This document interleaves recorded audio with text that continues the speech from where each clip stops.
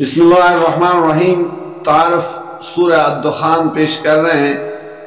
نام سورہ، آیت نمبر 10، یوم تاتی السماء بالدخان مبین کے لفظ دخان کو اس سورہ کا عنوان بنایا گیا ہے، یعنی یہ وہ سورہ ہے جس میں لفظ دخان وارد ہوا ہے۔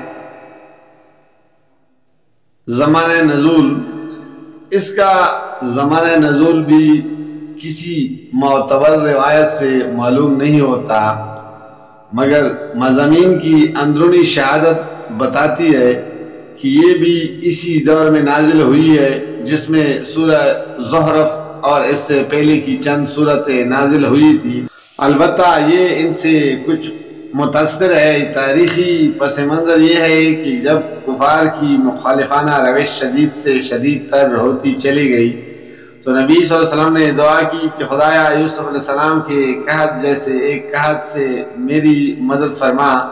حضور صلی اللہ علیہ وسلم کا خیال یہ تھا کہ جب ان لوگوں پر مصیبت پڑے گی تو انہیں خدا یاد آئے گا اور ان کے دل نصیحت قبول کرنے کے لیے نرم پڑ جائیں گے۔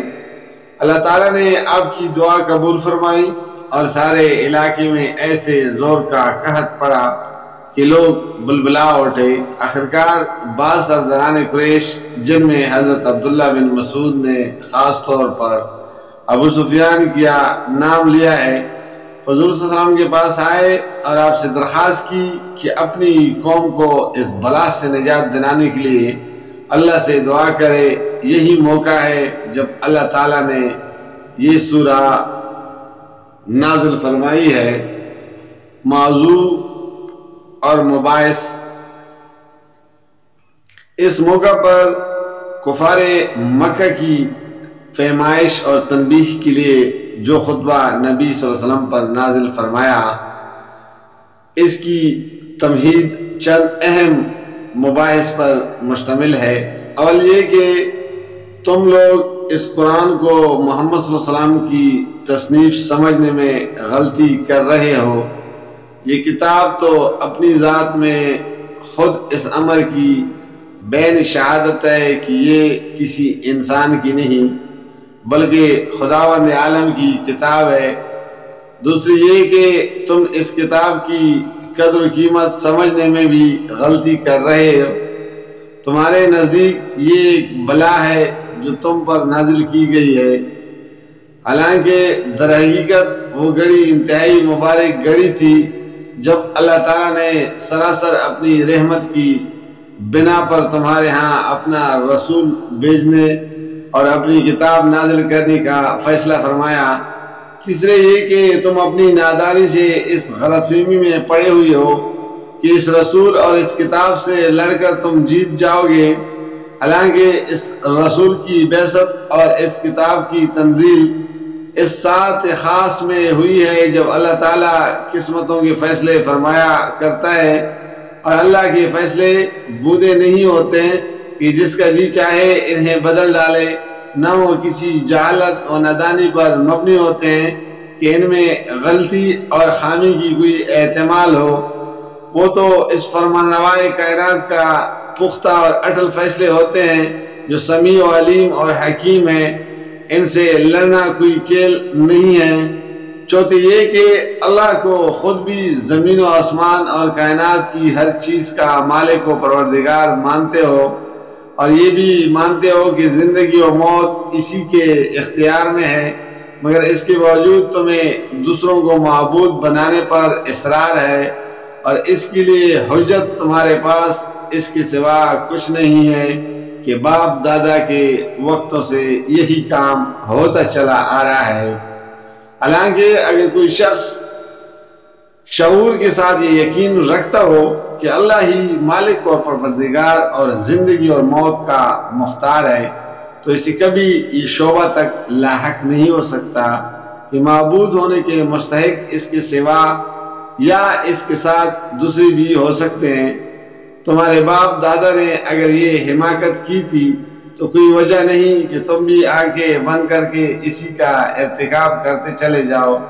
حقیقت میں تو ان کا رب بھی اکیلا وہی خدا تھا جو تمہارا رب ہے، اور انہیں بھی اسی ایک کی بندگی کرنی چاہیے تھی جس کی بندگی تمہیں کرنی چاہیے۔ پانچویں یہ کہ اللہ کی ربوبیت اور رحمت کا تقاضا صرف یہی نہیں ہے کہ تمہارا پیٹ پالے، بلکہ یہ بھی ہے کہ تمہاری رہنمائی کا انتظام کرے۔ اسی رہنمائی کے لیے اس نے رسول بھیجا ہے اور کتاب نازل کی ہے۔ اس تمہید کے بعد اس قحط کے معاملے کو لیا گیا ہے جو اس وقت درپیش تھا، جیسا کہ ہم اوپر بیان کر چکے ہیں۔ یہ قحط نبی صلی اللہ علیہ وسلم کی استدعا پر آیا تھا اور حضور صلی اللہ علیہ وسلم نے اس کے لیے دعائیں اس خیال سے کی تھی کہ مصیبت پڑے گی تو کفار کی اکڑی ہوئی گردنیں ڈھیلی پڑ جائے گی، شاید کہ پھر حرف نصیحت ان پر کارگر ہو۔ یہ توقع اس وقت کسی حد تک پوری ہوتی نظر آ رہی تھی، کیونکہ بڑے بڑے ہکڑ و دشمنان حق کال کے مارے پکار اٹھے تھے کہ پروردگار یہ عذاب ہم پر سے ٹال دے تو ہم ایمان لے آئیں گے۔ اس پر ایک طرف نبی صلی اللہ علیہ وسلم نے فرمایا ہے کہ ایسی مصیبتوں سے یہ لوگ کہاں سبق لینے والے ہیں۔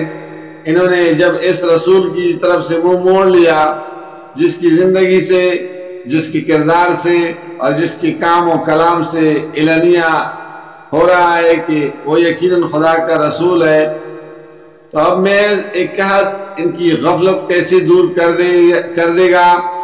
دوسری کفار کو مخاطب کرتے ہوئے ارشاد ہوا ہے کہ تم بالکل جھوٹ کہتے ہو کہ یہ عذاب تم پر سے ٹال دیا جائے، تم تو ایمان لے آؤ گے، ہم اس عذاب کو ہٹائے دیتے ہیں۔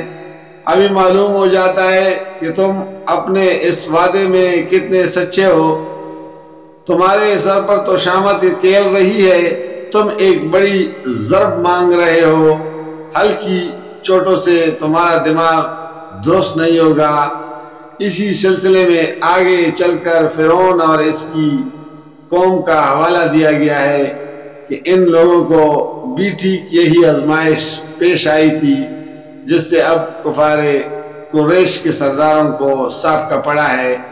ان کے پاس بھی ایسے ہی ایک معزز رسول آیا تھا، انہوں نے بھی وہ صریح علامات اور نشانیاں دیکھ لی تھی جن سے اس کا مامور من اللہ ہونا صاف ظاہر ہو رہا تھا۔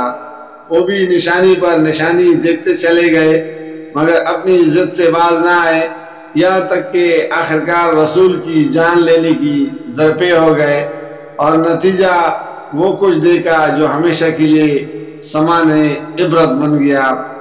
اس کے بعد دوسرا موضوع آخرت کا لیا گیا ہے جس سے کفار مکہ کو شدت کے ساتھ انکار تھا۔ وہ کہتے تھے کہ ہم نے کسی کو مرنے کے بعد دوبارہ اٹھ کر آتے نہیں دیکھا ہے، تم اگر دوسری زندگی کے دعوے میں سچے ہو تو اٹھا لاؤ ہمارے باپ دادا کو۔ اس کے جواب میں عقیدہ آخرت کی دو دلیلیں مختصر طور پر دی گئی ہیں۔ ایک یہ کہ اس عقیدے کا انکار ہمیشہ اخلاق کے لیے تباہ کن ثابت ہوتا رہا ہے، دوسرے یہ کہ کائنات کسی کیلنڈر کا کھلونا نہیں ہے بلکہ ایک حکیمانہ نظام ہے اور حکیم کا کوئی کام عبث نہیں ہوتا۔ پھر کفار کے اس مطالبے کا اٹھا لاؤ ہمارے باپ دادا کو یا جواب دیا گیا ہے کہ یہ کام روز روز ہر ایک کے مطالبے پر نہیں ہوگا بلکہ اس کے لیے اللہ نے ایک وقت مقرر فرما دیا ہے جب وہ تمام نوع انسانی بیک وقت جمع کرے گا اور اپنی عدالت میں ان کا محاسبہ فرمائے گا۔ اس وقت کی اگر کسی کو فکر کرنی ہو تو کر لے، کیونکہ وہاں کوئی نہ اپنے زور پر بچ سکے گا نہ کسی کے بچے گا۔ اللہ کی اس عدالت کا ذکر کرتے ہوئے بتایا گیا ہے کہ جو لوگ وہاں مجرم قرار پائیں گے ان کا انجام کیا ہوگا اور جو وہاں سے کامیاب ہو کر نکلیں گے وہ کیا انعام پائیں گے۔ پھر یہ کہہ کر بات ختم کر دی گئی ہے کہ تم لوگوں کو سمجھانے کے لیے یہ قرآن صاف سیدھی زبان میں اور تمہاری اپنی زبان میں نازل کر دیا گیا ہے۔ اب اگر تم سمجھانے سے نہیں سمجھتے اور انجام بدی دیکھنے پر مصر ہو تو انتظار کرو، ہمارا نبی بھی منتظر ہے، جو کچھ ہونا ہے وہ اپنے وقت پر سامنے آ جائے گا۔ جزاک اللہ، فی امان اللہ۔